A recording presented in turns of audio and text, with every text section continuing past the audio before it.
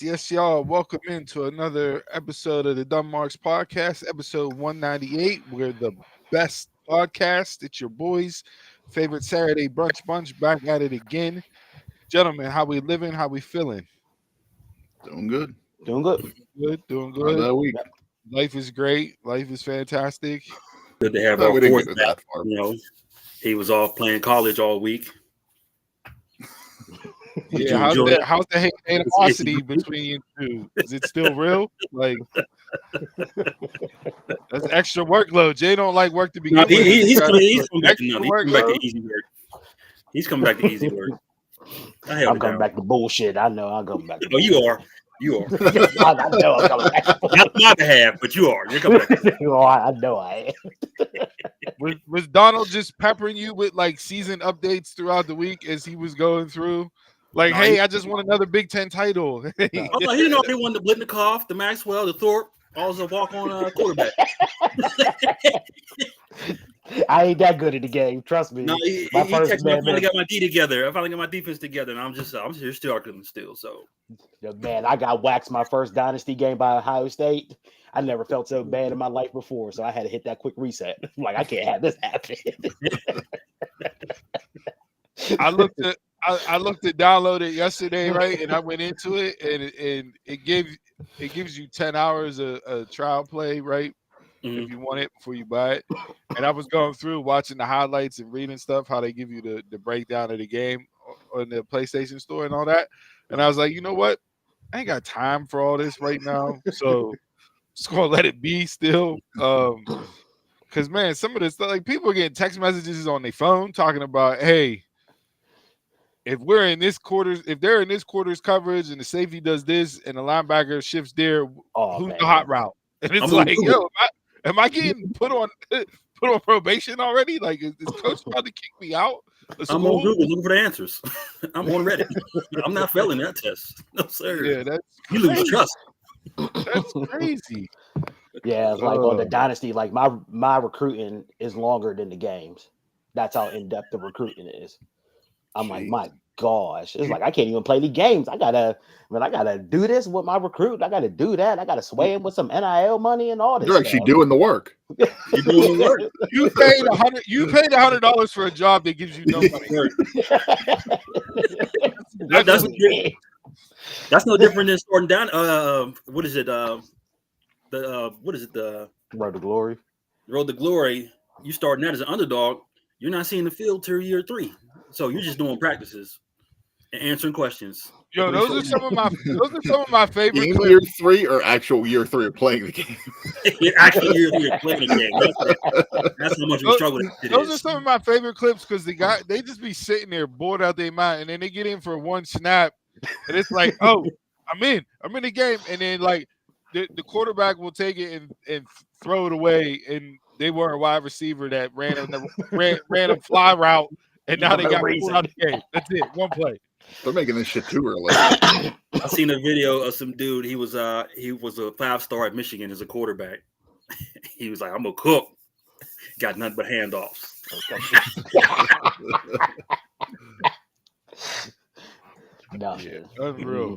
Unreal. So yeah, fun game, but a lot of time. Yeah. So, no, but before we got on, we were talking in the back office, doing prep before the show, 10 minutes before we come live on air, like we normally do each week. But Jay, you got a party to go to today, right? I do. And this took over the internet earlier in the week. Kev on stage and a bunch of other people chimed in on this. It says if a party. Now, this is in regards to black people, right? If the time for the party starts at 1, what time does the party really start? What up, DJ Wavy D? So Jay, your party starts at 1 today. What time does the party actually start?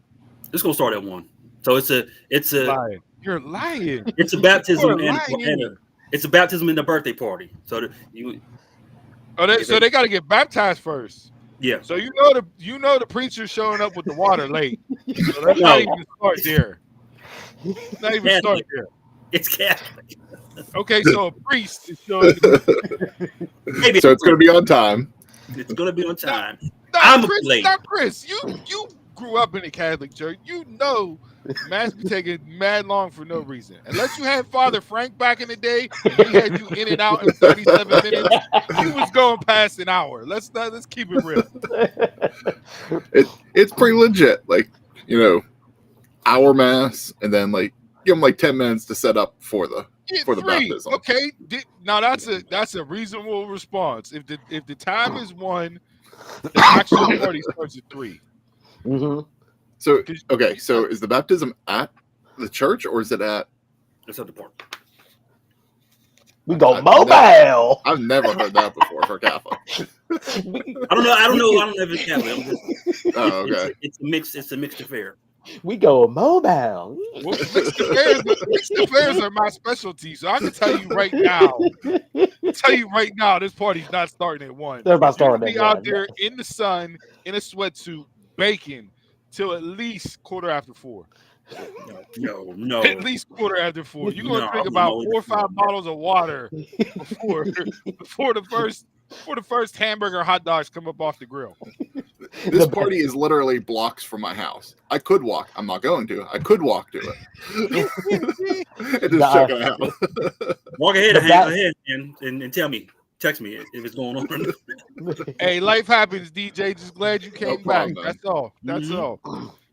Now the baptism will start at 1, but then you got to set up for the party afterwards. So that ain't starting until like 2:30, 3 o'clock. Tell you, I don't know why you listen. I'm a doctorate at this. Okay, my wife's side of the family, this is all they do. Like I've been married for 14 years. I know how it breaks down, right? Yeah. And my prerequisite, before I went into graduate school with my wife, I went through this in high school with another half. So like I've been prepped for this for 23 years. You're late on both sides of your family? At 1. The party's not starting at 1. You're late on both sides of your family? Oh, you're truly black, Steve. Jason's gonna shock us all later. He's gonna text us and be like, "Yep, baptism 1:15, party started 1:30." It's gonna be right on time.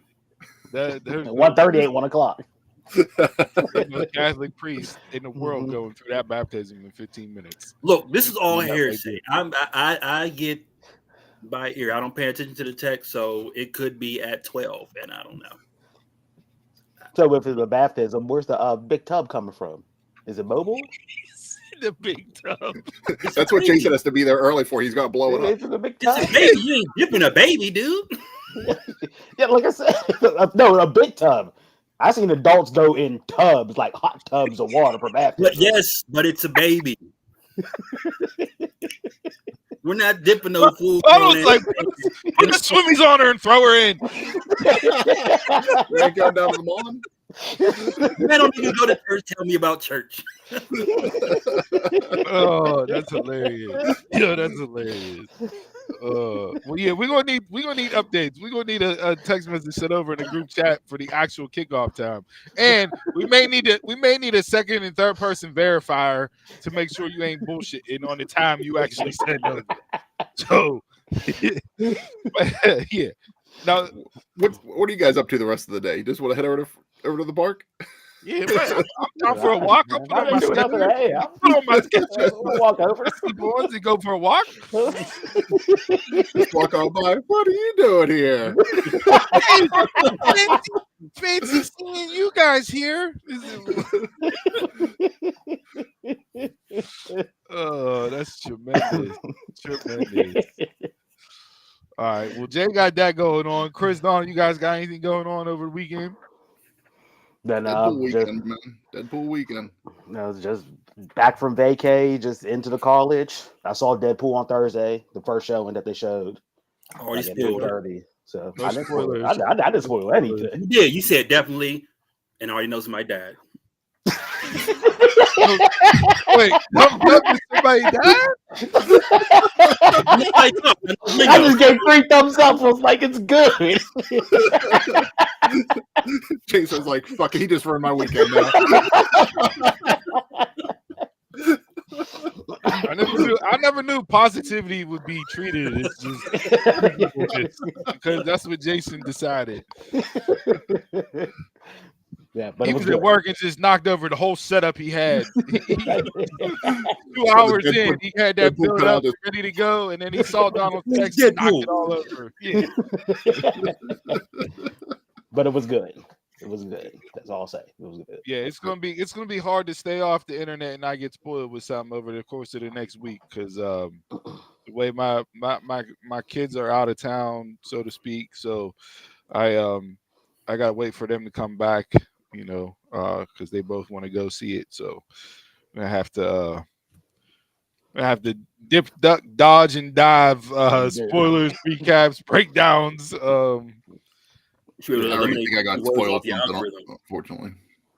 What'd you say, Chris? You got spoiled already, Chris? I think on something. I'll wait and see until I see it.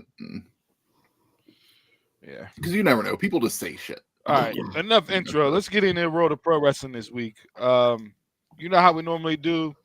Mount Rushmore's Mushes of the Week, breaking down everything that was a hit or a miss for the group here.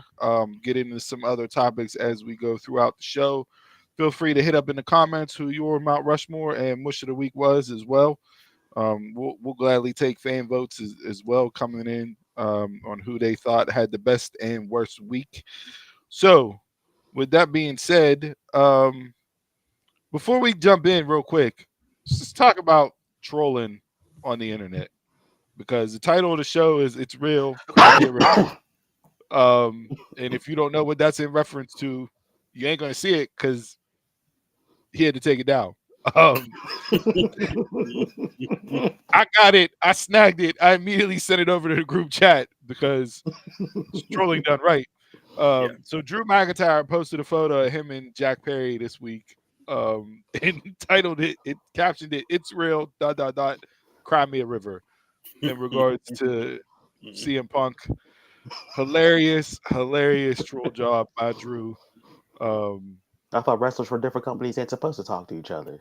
That's why you take it down.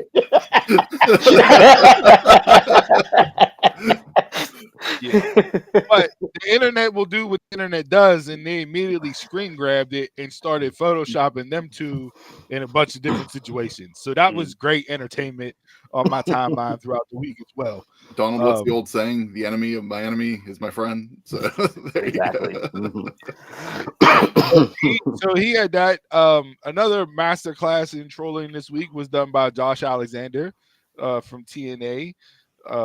If you watched Slammiversary, you saw the heel turn for Josh Alexander, low blowing Joe Hendry, who is arguably the hottest, most over wrestler in all of pro wrestling right now. And so he was busy trolling him all week on the internet, which is fantastic. So trolling on the internet from wrestlers themselves. Are we real quick, just around the horn real quick, are we here for it or not? Here for it. I'm here for it. Entertainment. Yeah. If you leads to nothing, but it's fun to watch. Mm-hmm. Now, apparently, the rumor is that Punk and McIntyre are working on this work shoot feud, and they've been in contact and talking about who says what, who does what.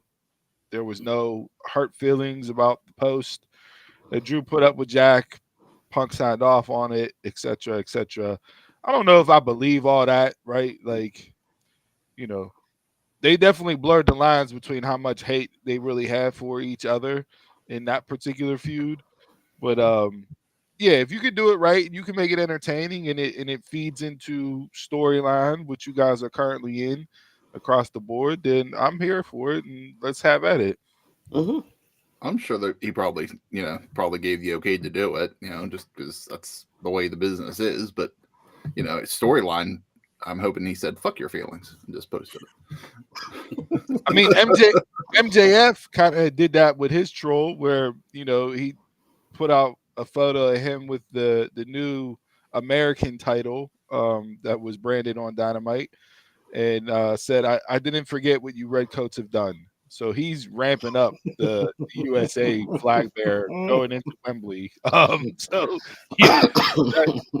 that man may get, it may become nuclear by the time we get here for All In and have Wembley Stadium in an uproar when he comes out and his music hits. We'll still cheer him, I'm sure.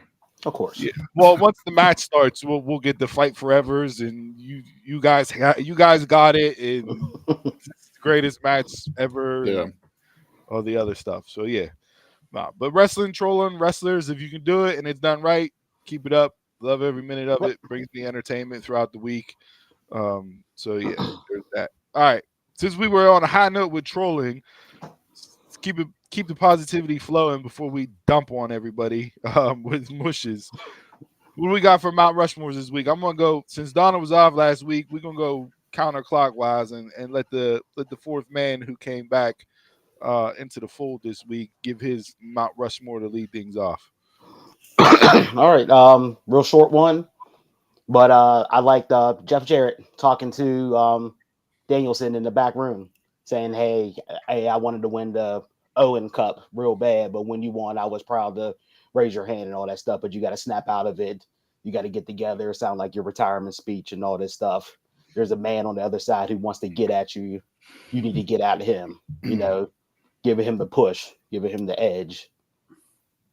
Jeff Jarrett is the most over babyface in AEW in 2024 was not on the bingo card. No. But I'm here for it. I'm not even mad at it. Like, I saw a lot of people say that was him turning face. Yeah, like, and then he comes out, makes the save for Swerve. Although he had problems working the handcuff keys. I don't know. He hasn't had practice with those. My man's been in the wrestling business for 40 years and can't work a set of cuffs.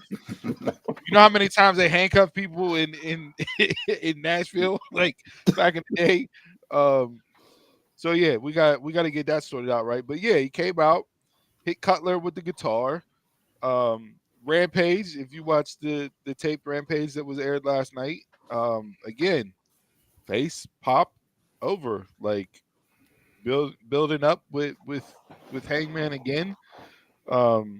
I don't know if they're going to get a match or what's going to happen, but yeah, Jeff Jarrett is officially an over babyface in AEW in 2024. He's the only legend that get a pass with me right now. I hate Jeff Jarrett. He's not on my Xbox list of hate, but the man, he grows on me. I hate him. When he's in the ring, when he's backstage, he's not gonna be the Paul Heyman. Paul Heyman's a one-of-one. You're only jumping from that from hated to loved. That's only one guy. Jeff Jarrett's not making it. He's growing on me. Do you need to see him wrestle though? Like, are you okay with him just being a figure on TV instead? When he's wrestling, I don't mind it. When you announce the match, I'm pissed because it's Jeff Jarrett in the fucking ring. But then when I watch the match, I'm like, oh, damn it. Because like this week on TV, they beat down Christopher Daniels. Mm-hmm. So it's like, what's the future of his being the authority figure? Could that be a spot for Jeff Jarrett to lean into? That could be. Well, I mean, they made Paul White the member of the board of directors in Ring of Honor now, so he is looked to be the authority figure there. I hadn't seen that. Was that from last night? No, that was Thursday night on ROH. So, I mean, if the focus is to put more for a moment.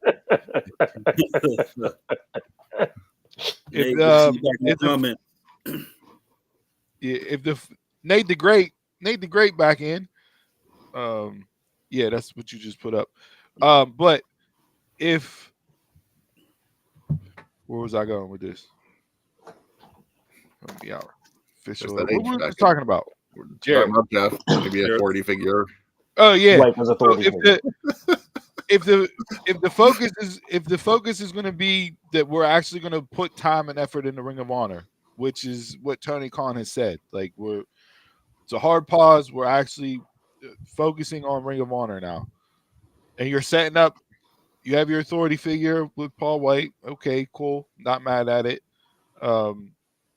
who knows what's going on with Daniels and then Jarrett. I don't want to see Jarrett slide into that authority role though for AEW because it's like,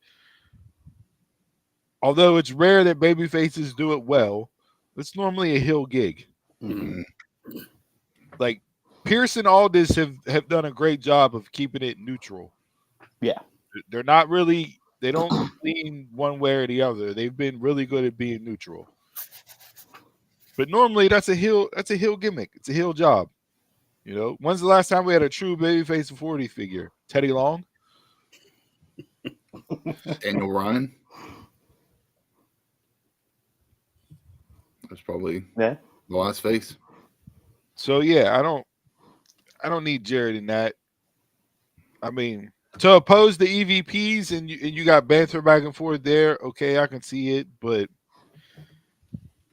that normally has to lead to a payoff. So Blood and Guts next year. yeah. But no, Jarrett, that was a really good backstage segment. Good interview spot. Put the emphasis on the Danielson, making him say, "Hey, yo, you got to put your head in the game." And now I hope that Blood and Guts is over. We can actually get the build to Danielson and Swerve, Yeah. and make it a good 3.5 week build to where the match matters. Because right now that match don't matter. I can think Seems like of it's gonna be a triple threat now. I can think of 4 other opponents for Swerve that I'd much rather see wrestle Danielson because of what's gone on since Danielson won the Owen. Yeah. You know, MJF and Hangman are 2 people I can see against Swerve, and Ospreay to run it back. That's 3 people. So like Danielson got to leapfrog 3 other people, No. Mm-hmm. which is crazy when you think about it because Danielson versus Swerve should be Marquee. front and center, marquee. You sacrifice this for future storylines. They've done that a lot this week. Yeah. And it's not just in AEW. They did it in Ring of Honor last night on the pay-per-view and on Rampage. They used the pay-per-view last night in Ring of Honor to set up matches for Collision tonight. That makes no sense. Yeah, that makes sense. Why are you booking matches for tonight when your pay-per-views last night? Yeah. That's the payoff. You can have follow-up, but it's Ring of Honor people wrestling AEW people. So again, if the focus is to be on Ring of Honor, then why are we moving them to Collision? unless whenever they announce this new deal that Ring of Honor is a part of the deal in some form, Ring of Honor isn't going to matter. Whether how much they say it, it's just not going to matter. It hasn't mattered. So No. Mm-mm. And there was some good wrestling on that pay-per-view last night. It just nobody watched it because nobody knew about it because they did a terrible job promoting it. So I said it before, they did so much better promoting Ring of Honor pay-per-views when they didn't have a TV deal. And ever since they started TV, it's the worst. all right, so we got Jeff Jarrett on the Mount Rushmore this week. Chris, who you got on your Mount Rushmore this week? I'm giving it to Corey Graves. I don't know if you guys saw his reaction to the Blood and Guts match with the chair shot. And it's not because I think that I don't feel like he was trying to say one way or the other. I think he was trying to be a middleman here too, you know, pleading what happened to him in the past and doesn't want to see that happen to anybody else. And it's just like, that's where I appreciate his post. It wasn't a typical IWC. Oh, they're doing chair shots. Oh, they shouldn't be doing chair shots type bullshit that the IWC always does. It was just somebody in the industry just saying, hey, I saw this. I just want to give you guys a heads up and maybe think about it for the future. You know, the next person that wants to do it. Not saying that I think that the match should or shouldn't have done the spot, but I kind of liked what he said, and I appreciate that as a wrestler out there that's had that happen to him. Now, we've been watching wrestling for 30 plus years. Have you ever heard of a steel chair being gimmicked and shaved down? Is that what they said? That's what they said. No, I never heard of that before. Yeah, it came out that the chair was a shaved steel chair and it was gimmicked. So while the sound and look was yes, it wasn't like taking a Rock Mankind chair shot or Tommy ECW Balls Mahoney chair shot. Like, how do they want to say it was shaved down? Like the seat was actually shaved down, or it was yeah, like the the hinges? I'm guessing the seat was shaved down. Okay, so to make it more thinner, like so it wasn't as hard of an impact. Yeah. Well, Okay. where did they get that from? Respect, The manufacturer make that, or did somebody in the backstage Like- get a plane and go to work? They bought that Why from would you want Dollar to risk that right there? Because that's you're throwing it. You're not hitting anybody, so you have to be pinpoint accurate. Yeah. And I know Mark Briscoe has swung enough chairs around in his life to make him an expert, right? But just like we saw with Cody and Sean Spears with that chair shot back then, like you've already done this spot and you know the reaction that it generates and then it gets, and it's not a reaction in a good sense. Yeah. It's all been eliminated throughout pro wrestling. You don't see every chair shot is to the back, to the shoulders when they're laying on the mat. If it is near the head area, it's going above the head and they're hitting the ring. Like we all know, which is fine because you shouldn't be taking chair shots to the head in 2024. So why even WWE's done it recently? AEW's done it now. It's like cool. Like you did it. I'm sure everybody signed off on doing it. It wasn't like a surprise or any bullshit out there. Just Paul Heyman said it years ago. Whenever he talked about ECW, okay, like I think it was after like the WWE rebrand. He goes, if you brought ECW back today, would you do it the exact same or would you do it different? He goes, it would have to be completely different. He goes, knowing what we know now about chair shots and all these different things that we did, he goes, I can't go out there and do that again. Taquan, you can't just hop in the chat and that be your first comment. What did Ricochet ever do? What did Speed Blacken or Blackson, whatever his name was on the indie? Speed and Black. Speed and Black. He was born light skinned. He do you. That's it. That ruined your life.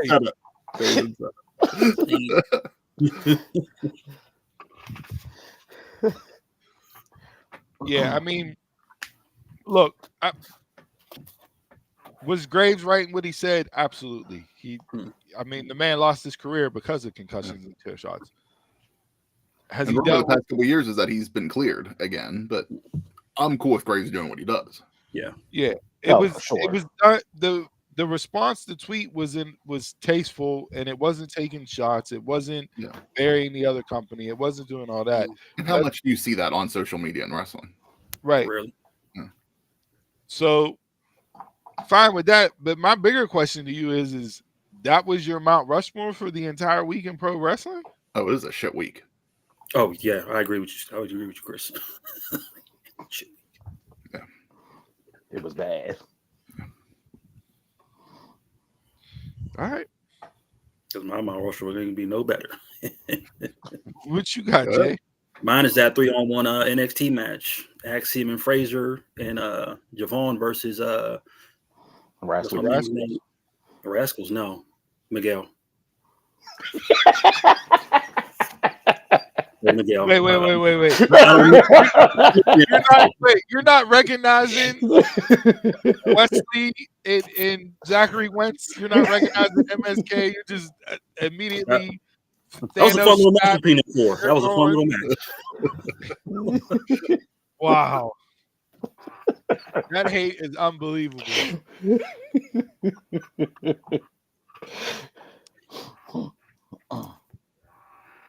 Yeah, I didn't have much. Is yours coming from AEW, Steve? No. Okay, then I'll give you my 1B. Mine was just a stare down between Hangman and Swerve. Yeah, that had aura. That made me want to see the feud a little bit again. You'll see it in a month. Yeah, yeah. But it's okay for them to go at it, because they had time off from each other. Yeah, it wasn't like the previous 3 times in 2 months. Yeah, no, that it's funny because when you think about character arcs, when you think about wrestlers stories, to steal a word from Cody Rhodes. And when you think about feuds that matter, that like Hangman Adam Page is top billing in all those categories in AEW since AEW started. Look at his character when he first started, losing to Jericho for the inaugural AEW champion, till now. Mm. Him and Kenny Omega was the number one feud that spanned a year plus. And now you have him transition over to him and Swerve. And it's another Like 2 years. Yeah. So like I don't know if there's been a wrestler that has benefited more from AEW than Hangman Adam Page. Very true. Not to hear people tell it. People still hate Hangman. I'm just interested in seeing him in this new role as full on heel. And Hangman has had arguably top 5 matches in the company's history.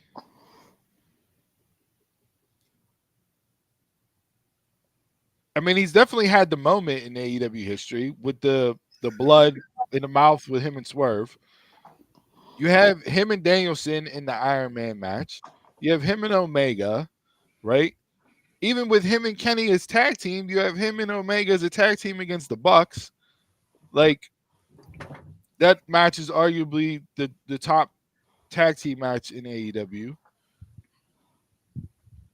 So, Hangman has been the guy in AEW. As much as MJF gets the pop in circumstance and you know, most talked about, Hangman over these last 5 years has had peaks and valleys. He's hit highs and lows. His character has gone through stuff.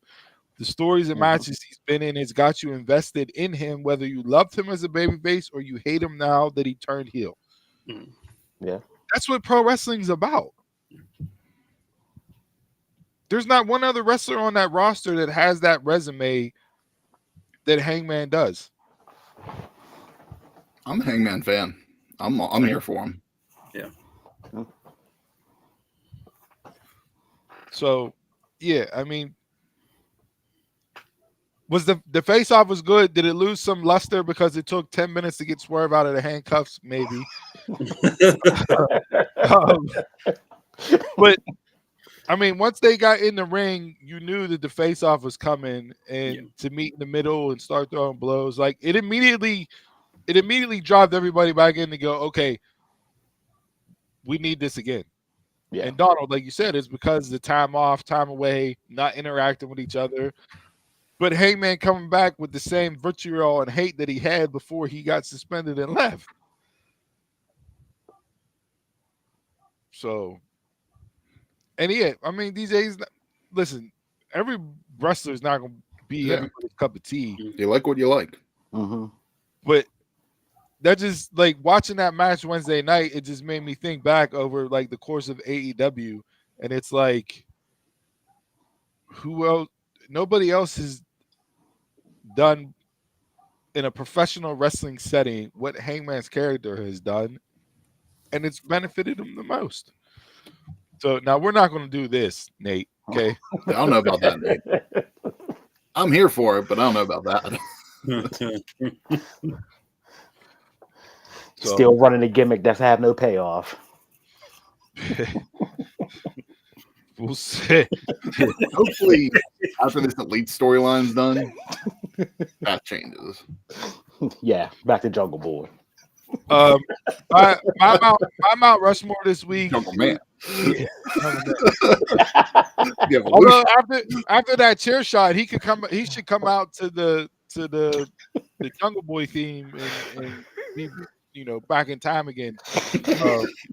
Or him screaming "real chair, bitch." You're not giving him Shark Boy. You're not going to give him the Shark Boy amnesia. Like I said, just saying "real chair, bitch." What you have now? My Mount Rushmore is in regards to looking into the future.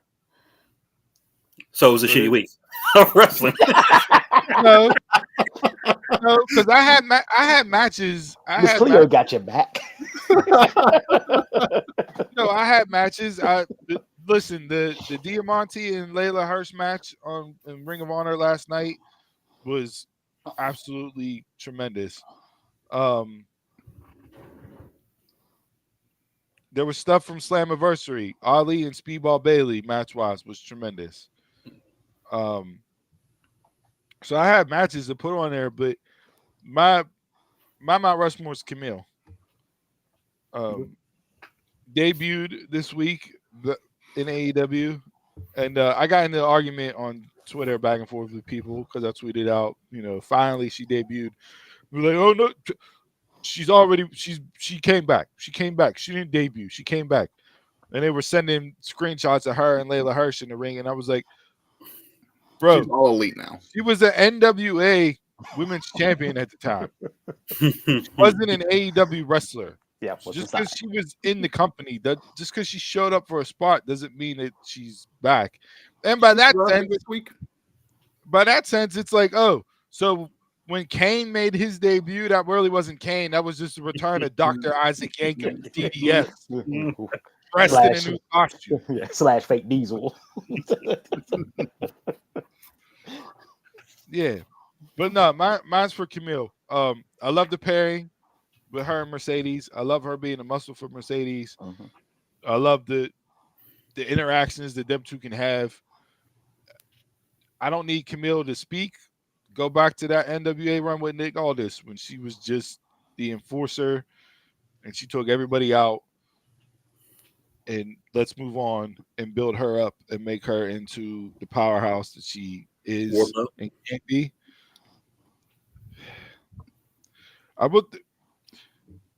The women's division has been probably arguably the best part of AEW. No, hands down. In my eyes. Lately. So based on who's there, the pieces that they have, Sheeta being back in the fold. And listen, Sheeta should not go 6, 7, 8, 9 months without wrestling on Dynamite again. Agreed. Yeah. So or without being in the title picture. Right. Give me something. Was it 2 or 3 time women's champion? 2 time. 2. Like no reason. So there's enough you can do, and there's enough pieces that wave of women's wrestling taking over AEW should continue. So give me Kamille. Love the spot, love the debut. I was cool with her coming in with Mercedes. I think this is a way to build her back up into the eyes of fans again. I felt like in the NWA, she established herself as a singles competitor. I think I would have still liked if she would have came in on her own and been her own person. But I get it. She's been off the TV for, at least a year now. So you kind of need to get back into the groove of her. This is one of the hottest feuds in AEW right now. Put her in there, establish her, and we'll see where things go. Yeah, I think like you put her in and you drop her in with Mercedes and Britt. It's like, okay, this is somebody I got to pay attention to. But I don't want to run another turn angle so soon. You don't want what, Jay? Want to run another turn angle so soon. But they're not. But who's to say that they're running it soon? Yeah, they don't have to do a turn. They probably will. We just automatically think that it's going to be her turning on Mercedes or Mercedes turning on her. But they don't have to go that route. Just don't book her as bad as they booked Wardlow as the muscle. Like we got to do better with her. No, and I saw screenshots of people showing her with the Bane mask next to Mercedes at San Diego Comic-Con. They were at Comic-Con, you idiots. Comic-Con is literally people dressed up as cosplay the entire weekend of Comic-Con. And her coming out with a Bane mask on is badass. They're like, oh, look at the way they're booking her already. Look at this. Comic book convention. So WWE was at Comic-Con. Are they saying the same shit about WWE? Probably not. Yeah. So give me Kamille on my Mount Rushmore. Mushes of the week. The bad that was. Donald, what do you got? I had high potential for them when they came up. But Austin Theory and Grayson Waller are getting put in bad positions. I mean, they are starting to look like Santino and Kozlov together. They're just a comedy shtick for whatever celebrity comes in at this time. I mean, I really wanted them to come in like badass, The heels. next generation. Yes, like the next generation of badass heels that took shit from nobody, and now they're just a comedy act. Yeah. That I feel bad for them. I do. I feel bad for them. That Austin Theory win over John Cena at WrestleMania has done nothing. No. Real good. I like Theory. I'm all for him. I'm not a huge Waller fan, but he deserves better. Like they both. I agree with you. They both deserve better. Yeah. Waller gets me on the mic. Yeah. It's just over the top obnoxious heel. It just he just does nothing in the ring for me. I was like, yeah, like he can go. He can go. Both of them could go. They both can go. It's just like, enter this celebrity. Hey, I'm gonna get you punched in the face. Yeah, that's the problem with this. They're for whatever reason they haven't pulled the final pin to have that explode, because we thought we were getting that back whenever DIY was going after the titles. Yeah. Saying, hey, yo, your boy is not your best friend. Look what he's done to you. Mm-hmm. And they're still doing it. Like last night. It's going to be their gimmick. Are they just going to continue doing this? Continue doing this. They're tag team, but not friends type thing, Yeah, I don't know. And how long can we go before WWE comes with a celebrity guest host again? You got 1 week till SummerSlam, man. It seems like every week. It seems like every week somebody's on. Yeah, every week. What are you talking about? What? What you mean they haven't had that many celebrities out there? What you talking about? Oh, they were trotting them out. Who we had? You had my man last night. Yeah, you had Bud Crawford. It was taped. He was taped, so I mean it's a good way to use him for 2 weeks. You're in his hometown. Yeah, Jaylen Brown. Him and Tyrese Halliburton, Madison Square Garden. Madison Square Garden. And you had somebody else. It's been all athletes. When was the Garden show? 3 weeks ago. But they had somebody after that. So they had 3 so far since Madison Square Garden. I mean, I'm not mad. They're not using it as a crutch. It's just wait till next week, bud. You're gonna see a whole lot more at SummerSlam. You want to see Drew Carey? Shit, you might get Nick Nemeth up there. I was gonna say, don't return. Hey, he did say he was gonna defend the TNA championship in any company. So, all right. So we got Theory and Waller for most of the week from Donald. Chris, who you got? A lot like Donald set his up. I had high hopes. Steve, you're not gonna like this, but I'm giving it to Slammiversary last week. This went the whole week. The more I thought about it, the more I was just disappointed in that show. It was taped. That was taped last week, yeah. Yeah, they taped it last week after SmackDown to air it last night. So everybody was there, but I get what you're saying. But it felt light. Instead of using everybody, they probably just changed things up for the second show. But there were some good matches on Slammiversary, but overall the card really disappointed me. Like Slammiversary and Bound for Glory are your 2 biggest shows. In a way, Slammiversary should be like your Rumble, setting up the road to Bound for Glory. And if that was the case, they did a horrible job setting things up. So to counteract that, because we talked about this while we were watching the show, and after the show went off the air last Saturday, went back, thought about it some more, talked about it, read some different stuff. That show was greatly impacted by the whole technology issue and flights being canceled around the country on Friday. The only thing that changed was Gresham, though. No, there was.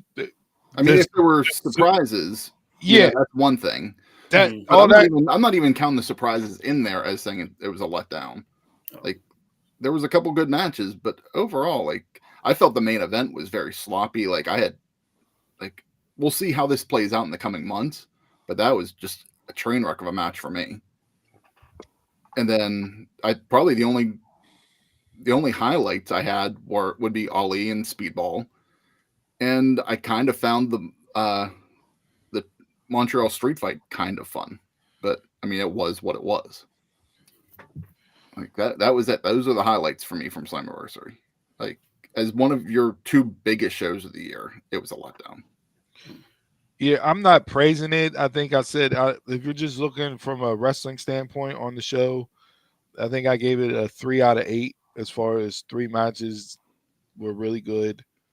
The other 5 were misses. So you can't go 3 for 8 on one of your biggest shows of the year. You can't be that average. Yeah. You know, you open the show with Matt Hardy and Dango, which you got to give me something to get me invested. Get the juices. Would you say you wanted the Rascalz to kick things off, right? Yeah, give me the Rascalz and let them get out there with their high flying. Now that match didn't work for me because the styles didn't truly link up the way that I thought it would. With the high flyers versus the catch wrestling and technical wrestling of the no quarter catch crew. I think that's what I said I was expecting to be match of the night. I was definitely let down by that. Maybe if that would have gone on first, maybe that would have kicked things off a little bit better though. Yeah. Yeah. So I mean, PCO and AJ was what it was for the street fight aspect with the overbooking and Earl Hebner coming in, getting redemption from screwing Bret Hart over in Montreal 37 years ago. In the X Division title, but yeah.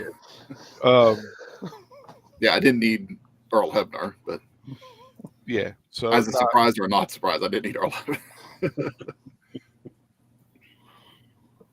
Yeah, I mean, if the surprises were ruined by the flights, that's one thing. But yeah, I'm not taking that into any account on the event. Like the surprises are surprises. The event just was lackluster, very average.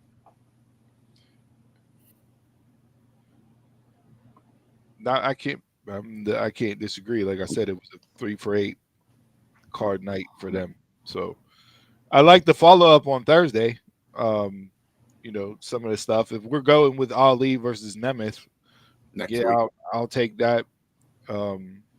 Is that Ali? We'll see the next round of tapings. I think that's next week too. Like, is Ali done next week, or is he going to? Yeah.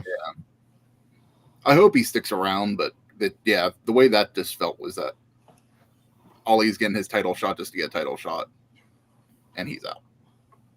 So we'll see. All right, so we got Slammiversary on Chris's Mush. Jay. I'm heading back to Blood and Guts. One, Swerve as John Wick with the staple gun. Get it out of here. That was trash. And then the ending was a letdown for me. Isn't this the second year in a row they booked a terrible ending to Blood and Guts? I hate whenever I quit matches and stuff like this do that type of ending. Even Steph Curry Rose, terrible endings to these matches. Nobody in their right mind thought Darby Allin was actually going to light Jack Perry on fire. Yeah. I can suspend disbelief as much as possible while watching pro wrestling, but I'm never going to suspend disbelief to the point where I go, oh, he's really going to light him on fire. Right. How you come out with it's always usually whenever there's a break in the match, that's whenever you can tell that they might light them on fire so they can wrap them in something properly. But it took way too long. Like there was too many pauses in that match too. That the spot fest, like the match itself had no heat. There was no story. Like you tried telling this EVP takeover of AEW story for Team AEW to get built to combat them. And the EVPs really didn't do that much to take over AEW. To me, Swerve looked good and Briscoe looked good. I thought Bowens looked good. I thought Bowens had a good showing. But But yeah, you just stop running the match. Yeah. Don't roll the gimmick out there just roll the gimmick out there. Yeah. We've said That this doesn't have a story multiple times behind it. Yeah, we've said this about WWE whenever they hold the Elimination Chamber pay-per-view or Hell in a Cell as a pay-per-view. Yeah. Just don't do it just to do it. Yeah. Have a reason to do it. I don't think that's going to go over well in contract negotiations. Like the first two had good booking and good reasoning. This last yeah, there was a story. This last one was just like, let's just throw people in the ring. Yeah, it's like I get the Elite. Yeah. I get everybody hating the Elite right now, and that's one thing. But when you are building 3 weeks or more of TV to figure out who is going to face the Elite in Blood and Guts, like that should be pre-established. Like that, there's a group that hates them so much that they want to beat them up in Blood and Guts, and not just, we need to have the match. We're going to put a team together to face them. I didn't like the match. I agree with you there, Jay. Ending fell flat, and again, it was you're using a match to make other matches. So Darby gets a title shot out of that match. Caught All In. I want Jack Perry for the title, or I'm going to light him on fire.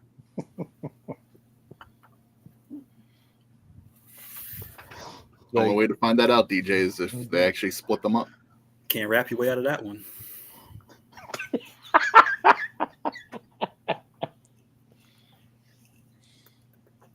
Listen.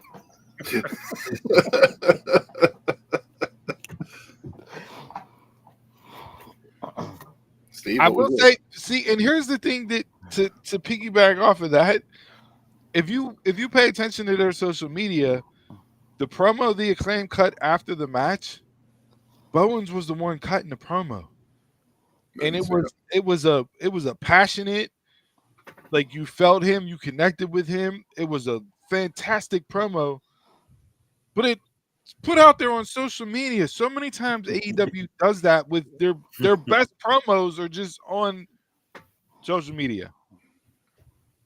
Don't tie it into the show at all. No. Like how many Most times companies do it, man. how many times are you gonna have people do that?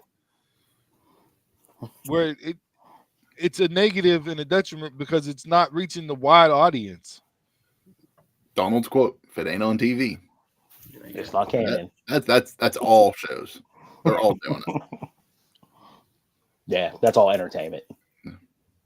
Up and down the board. So my mush, is a two-prong AEW. All right, the first prong is I'm gonna tie the second prong back into my Mount Rushmore, but my first prong. How many people are you gonna have on Rampage last night that wrestled on the ROH pay-per-view at the same time? Probably everybody that was in the Rampage Rumble. Yo, you can't why? You taped Rampage. You know what people are wrestling on Rampage. Why are you putting them in matches on the Ring of Honor pay-per-view? It just looks stupid. The same night.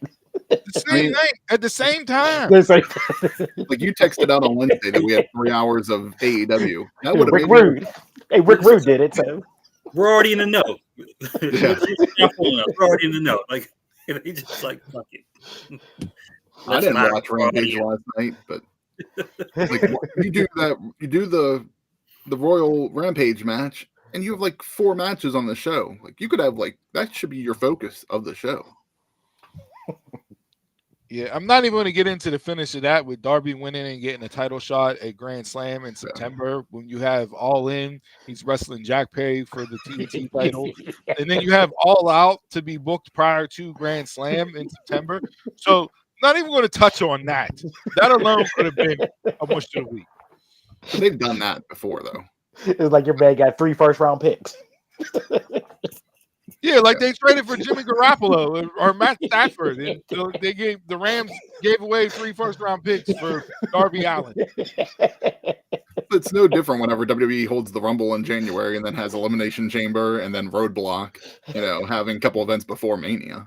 But you're not announcing who your contender is before those other shows take place, so 3 shows down the line who's getting a title shot. I mean, I don't like that they do that for Grand Slam. He got a title shot in September already. Yeah, hold the Rampage Rumble till they always do like a ladder match or something, or some type of battle royal or gauntlet. Do that at All Out, and then you just decide who's going to face them at the Grand Slam. Yeah, so let's not put the same people that are on a live pay-per-view air on your taped Rampage at the same time. Just makes you look stupid. It's bad enough that you aired Rampage during your Ring of Honor pay-per-view. Different shows, not the same company. Yeah.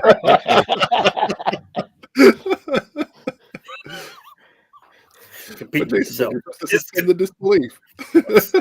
And then my second prong to piggyback off of my Mount Rushmore, you bring in Kamille, you have her take out Britt. The stage is set with her and Mercedes. You have Mercedes tell Britt, no, you're not getting a title shot. You're not having it. I'm not doing it. She's getting heat.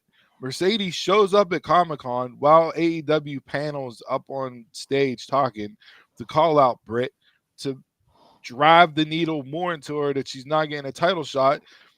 And then what happens? Oh, Tony Khan announces on social media that Britt Baker's facing Mercedes Moné at All In for the TBS title. What are you doing? How can you be that stupid? Yeah. You killed the entire gimmick. Yep. Not even a week. She didn't even have a week. She had 2 days. You had 2 days to make Kamille look strong. Enforce her. Mercedes, heat. You're not touching my title, Britt. Go back to the end of the line. Oh, guess what? Comic-Con title match made. Right at Comic-Con. Mercedes, right now. Because you didn't see it coming already.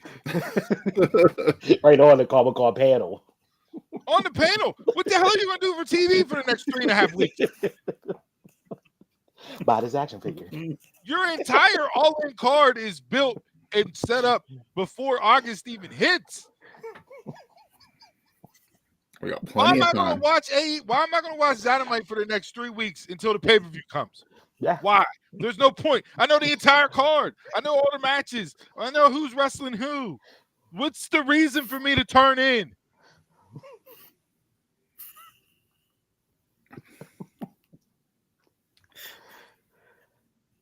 Goddamn mush. This piggyback on your Mount Rushmore.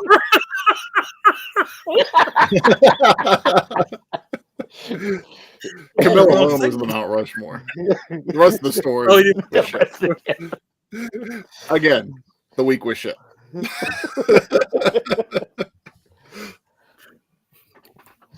Now, there was plenty of other stuff to put on my mush of the week. Okay. First off, trick. Don't ever pull up to the NXT parking lot and leave the door open with the car running. Okay?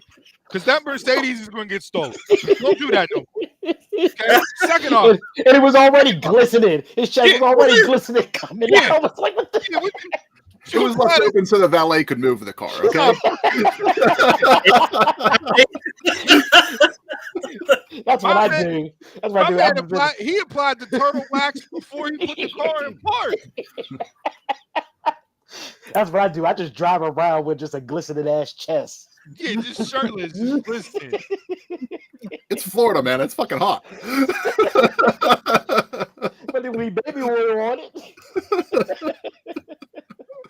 But then you get in the ring and your opening segment to NXT is Trick, Cedric, and Ashanti carrying the show on the microphones.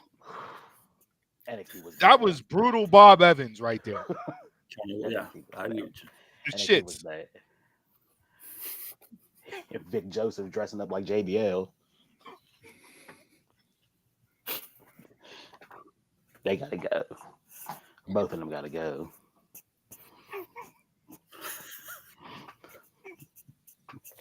It was bad. Can't have the. You want to know why Trick don't have the heavyweight title no more? That right there. And he looked bad in the match too.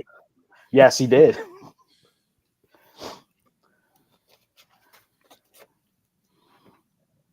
Yeah. And you put Cedric and Ashante just the. I'm sorry, man. We can't call them jobbers no more. Enhancement talent.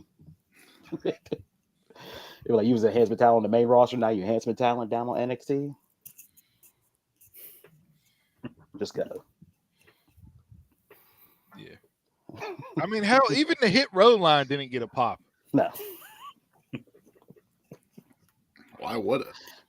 The time has come. Well, Hit Row was really big in NXT. How long ago? It wasn't with me. I will say honorable mention for me for Mount Rushmore as well, just because of the way people were burying them during the week and after the Bobby Lashley news. Shout out to the Street Profits last night. Tremendous job in the gauntlet match. Mm-hmm. Talk about putting them right back up where they were. That match right there just reestablished them running through and not having enough in the tank to get over the bloodline. So shout out to the Street Profits because See where they go. Yeah. All right. Anything else from Mount Rushmore or Mushes of the Week before we get into the game this week? I'm good. Good. All right. All right. So a little debate this week. This week as far as the wrestling game goes. Best fantasy matchup. So I tried putting together some options and some individuals, past, current, past, as far as fantasy matchups that would get people talking and interested in seeing. So the four laid out here is AJ versus Shawn, Sting versus Undertaker, Seth versus Ospreay, and then Danielson versus Bret Hart. Now, fantasy matchups can be booked all up and down, in and out. Many of wrestlers you can line up. I just figured I'd throw four together in that type of format to see we can generate some conversation here. Which one out of these four would you want to pay your hard-earned money for to see the most? Sting Taker for me. Just because of In their prime. Yeah, in their prime. Just because of the personalities. I feel like that's the one that wrestling fans feel like we missed out on the most. Especially because Sting was there in WWE, and I know at that time Taker wasn't fully Taker, but that should have been the number one match on the books. Yeah. Now, if it's a wrestling match, give me 3. If I just want to go for the wrestling, give me 3. You'd pick Rollins and Ospreay over AJ and Shawn for a wrestling match? Yeah. It's tough to pick 1 or 3, really, for me. Yeah, it is. I think either one could be incredible. Now, don't let your hate for Bret Hart get in the way of this. Oh, I have no problem, Bret Hart. I think it would be a great match. Talking to Too, Jason. but Talking to Jason. I don't even see what 4 is. Cuts off my screen. What do you say, Brian Danielson? Yeah, he's a new Jersey. All right, Sting Taker for Jay. What do you guys got? I'm gonna give it to AJ and Shawn, 2 of my favorites of all time. But it's really close between 1 and 3. Oh, that South spot, that Benjamin spot off the flying forearm. Mm-hmm. I'd enjoy that. That and like kind of when Sheldon got hit with the super kick off the top rope. That is what we're talking about. Mm-hmm. I will have to go 1 also. Both in their prime. That match would be unbelievable. Even towards the tail end, like when Shawn was fighting Taker, like that Shawn during the Manias versus AJ now. Yeah, if you put like old Sean versus old AJ, it's still gonna be an absolute smash. Mhm. Like, That's tough word to put it because they both young, they were both cocky. So like similar type personality and could both go, but you try to do the heel face in there.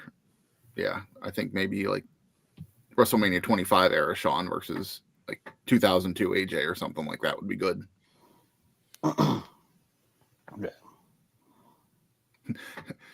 Sean will be selling like he did against Hogan at SummerSlam. And AJ will sell against Cena. I think so. I'm like fan of Bret Hart. I think the way he, I was more of a Bret Hart fan than a Sean fan back in the day. Him and Danielson, I think, would put on an amazing technical bout of pro wrestling. Like you lump together those two, you throw in like Dean Malenko in there. Even the guy who shall not be named, whose initials are CB. Before the horrible thing that he did. I think Danielson and Brett would put on a fantastic match. Yeah. Rollins and Ospreay, I think, is like the dream match of the current times. Yeah. If you could pull two people from each one of the companies and put them together, I think those two, above anybody else, stands out. For me, Sting Taker is probably the one, and I think it's just the one because it's the one that was the closest to actually becoming true. We didn't even get the rug pulled out from under us because they never even teased it. No.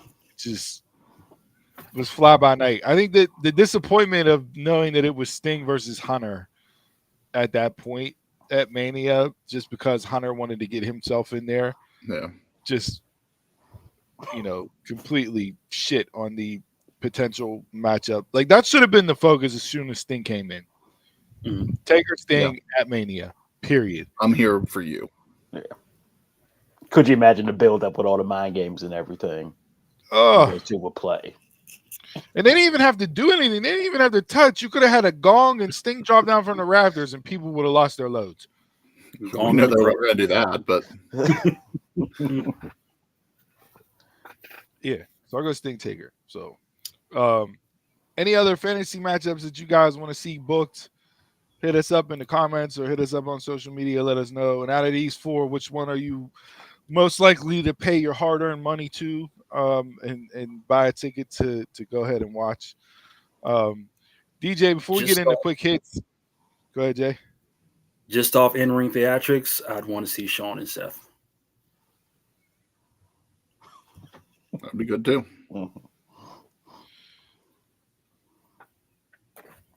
Yeah. I mean, all reports are that Motor City Machine Guns are going to WWE, so we'll see what Jimmy and Jay's future hold. I know Rikishi came out this week and absolutely blasted the company. He may have to send his whole name back. Man, he's starting to talk too much now. He's bearing everything. Yeah, he's starting to talk too too much now. Yeah. Next week he's gonna drop it in a diss track like Kendrick and Drake. He's gonna put out a new rap song. He's that one where it's like, yeah, my kids are up at the top and all that stuff. So I'm gonna answer everything. I'm part of the group. Trophy dad. Yeah. So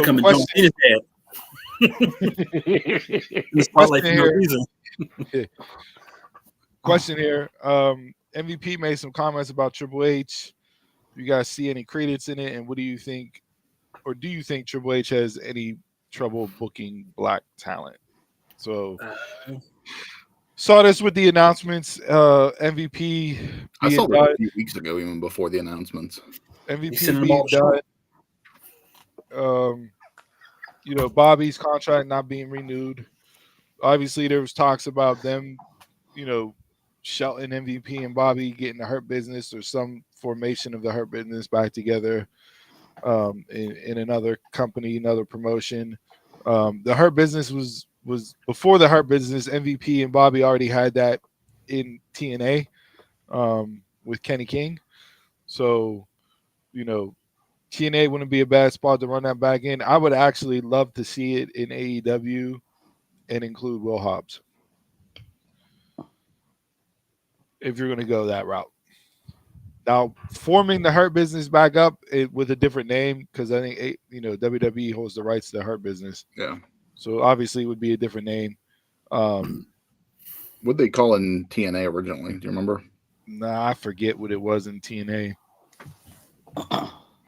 I was thinking about this the other day. Like, if they did it in TNA, if you added, if you took established talent, either Chris Bay or Jonathan Gresham, and put them in there, like Jonathan Gresham, Lashley, and Shelton would be incredible.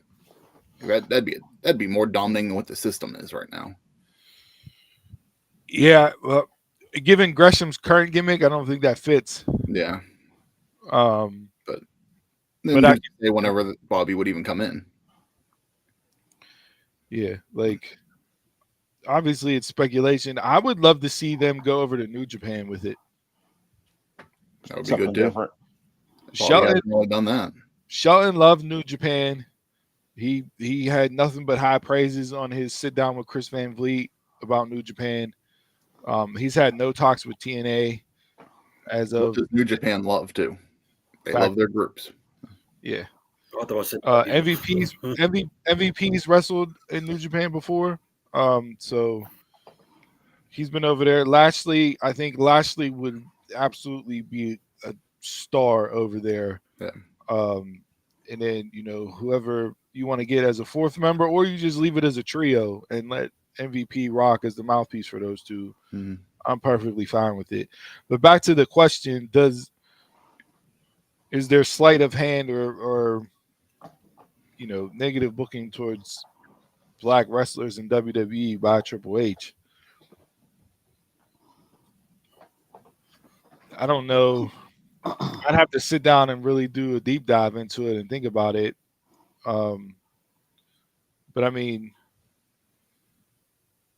prior to Patrick Clark's incidents and all his downfall, I mean, Velveteen Dream was arguably the hottest, best booked wrestler in NXT for a long period of time. Under Triple H. Keith Lee was booked amazing under Triple H. And that was Triple H booking everything. Right. On the main roster, we know Triple H isn't booking everything.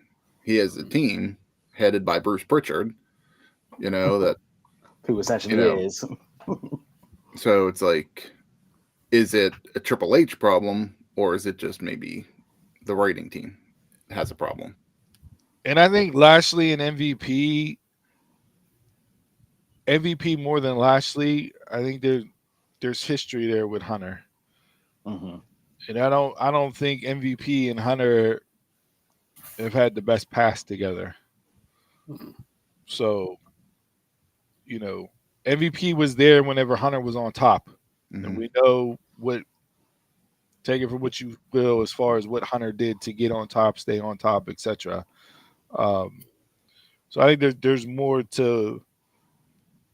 of a personal side to what MVP is saying whenever he's talking about Hunter than just strictly what is your booking of black talents. But I mean, Bianca's been a star since day one under the old regime and with Hunter. Jade has come in and has been built as a star. Like, Sasha in NXT under Hunter. Yeah. Again, Molly just like you might be getting like New Day is just like fatigue. I think you're New Day fatigue. So I mean, they've been going over a decade now. So yeah. Did you guys have any problems with them not even acknowledging New Day 10 years? I'm not surprised. What are they really doing with them right now? It's just the same old with them. Just crack a smile. Just make everybody laugh. I think what's hurt New Day, obviously, one is Big E. Yeah. Being out the last 2 years. And the lack of emphasis put on tag team wrestling. Yeah. Tag team wrestling since Hunter's been up hasn't been the main focus. Been trash. So I mean, look at the state of the titles where they're at now, and what's gone on. Hasn't been brought to the forethought. We haven't had those that tag team feel like there was in NXT under Hunter, where tag team wrestling was arguably the best wrestling on the show for multiple takeovers. I think I don't want to say Street Profits hurt themselves, but it's when they were hot, we were clamoring for the breakup. You were clamoring. But here's for, the thing, in Montez to go off on his own. Yeah, you wanted Montez to be solo. You take a step back, now you want the Street Profits back again. You want them booked better. Which one do you want? But even with the Street Profits and Bobby as the Pride, they wanted to go heel. The fans didn't want them as heel. Montez talked about that on the Pivot with Ryan Clark and them. Like, we were supposed to be heel. We were supposed to be bad guys. We were supposed to be booed. They bought new suits, new outfits, everything, right? Yeah, Jay, you were championing that. And it was clicking for me.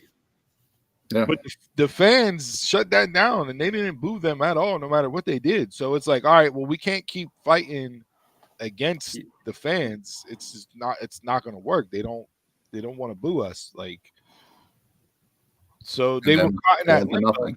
They didn't take out the right people. That's on the writer's fault. If you take out the right people, the fans will turn. Yeah. It's a good point, Donald. You just can't go off, be like, oh yeah, do this and do that. No, that's the writer's fault on that. All right, good question there. Yeah, good question. Anything else from anybody? I want to give a quick shout out to the Olympic team because this is the most professional wrestling thing I saw in the Olympics so far. Sarah Bacon and Cassidy Cook from the women's synchronized springboard team won silver today, putting USA on the board with the Olympics. These two go by the name of Cook and Bacon. Remind me a whole lot of Rock and Sock Connection right there.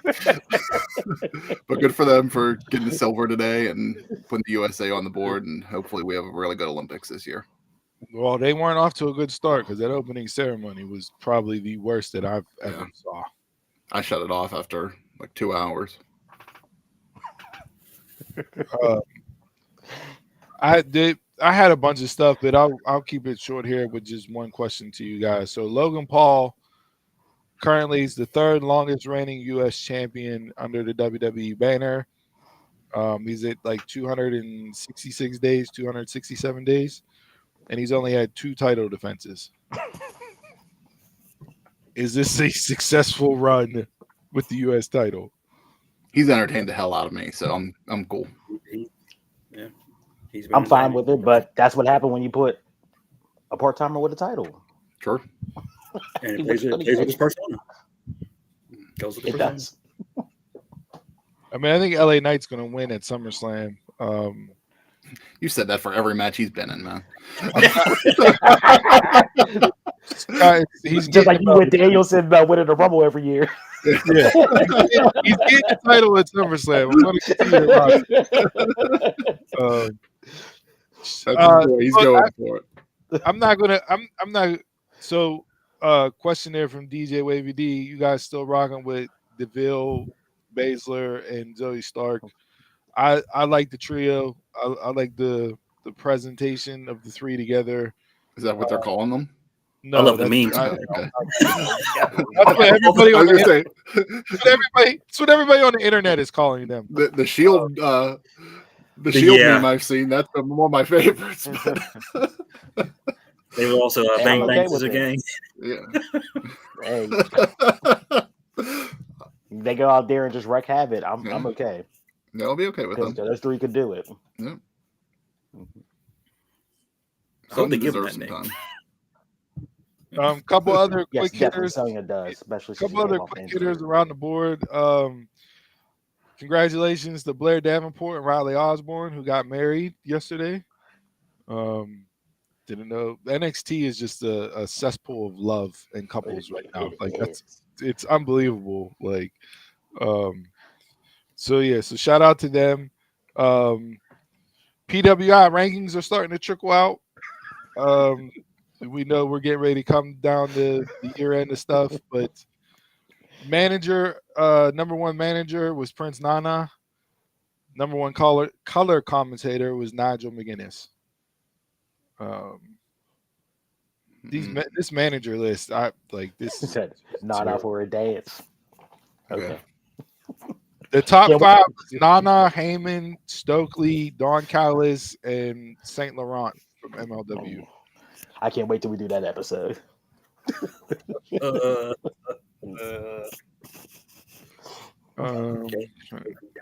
Wait to look at the list of those more. And then to tie back into my trolling done right this week with the internet, I talked about Drew with the picture, talked about Josh Alexander, and then I thought Nick Aldis might have had one of my favorite ones too. Oh, shout out, DJ sent this over earlier. I forgot. Shout out to Zilia Fatu when he won his first wrestling championship this week. I think my man's had 7 matches total in his career. What do you win? And he's already a title holder. I'm not sure what promotion it was from, but he'll be in the line in 2 years. Is he still with Booker T's promotion? Huh? Is he still just with Booker T, or is he doing like indie events? I think he's done other stuff besides reality. Okay. He'll be at SummerSlam for the big face off. That's when we get the debut of Hikuleo. Is it Avengers Endgame time? Yeah. It'll be like Civil War, they all line up for each other. Everybody gets together. Okay. To see the circles open up. Nick Aldis and Adam Pearce again with the troll game between the general managers. Chelsea Green put out a post tagging Adam Pearce in regards to her going out and fighting Bailey, and Pierce said, "Please direct this and all future correspondence for the remainder of human existence to @RealNick Aldis." Hey, bye. And then Aldis in great tweet. This is Twitter done right. Aldis said, "Hello, thanks for reaching out to the official SmackDown GM Nick Aldis X account. We value your feedback and strive to get back to you as soon as we can. In the meantime, please continue to catch SmackDown at 8/7 Central on Fox or one of our amazing WWE international broadcast partners." Like, this is tremendous. That was funny. Like those three, Chelsea with the general managers is amazing. Yeah. Like, that's the wrestling that I love. Yeah. And then lastly, Joe Hendry, again, huge momentum on NXT on Tuesday being incorporated. He's gonna host. Can give a live performance. Yeah, live performance. We'll see against who, but ain't even signed to the company. And Jason, you with us? Are you frozen up there? He's frozen. He signed. He autographed flyers of himself and left a signed autograph flyer on every single car in the NXT parking lot. Looked like it was a little more than that, just one.